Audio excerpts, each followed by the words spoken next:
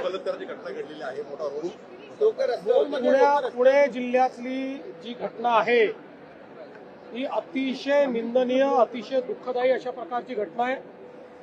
3-3.5 वर्षाच्या चिमुकलीवर 65 वर्षाच्या नराधमानं त्या ठिकाणी अत्याचार केलाय आणि तिचा खून देखील केलेला आहे। आरोपीला अटक झालेली आहे। आरोपीचे अशा प्रकारचे जुने संदर्भ देखील त्या ठिकाणी दिसतायत। एकूणच या घटनेतनं समाजामध्ये मोठा रोष आहे। सगळ्यांनाच या घटनेमुळे त्या मुलीच्या बद्दल, त्यांच्या परिवाराबद्दल प्रचंड हळहळ वाटते। आरोपीला अटक तर केलीच आहे, पण मी आश्वस्त करू इच्छितो की फास्ट ट्रॅक कोर्टामध्ये हा संपूर्ण हे प्रकरण आम्ही नेऊ। स्पेशल त्या ठिकाणी फास्ट ट्रॅक कोर्ट तयार करायला आम्ही हायकोर्टाला विनंती करू।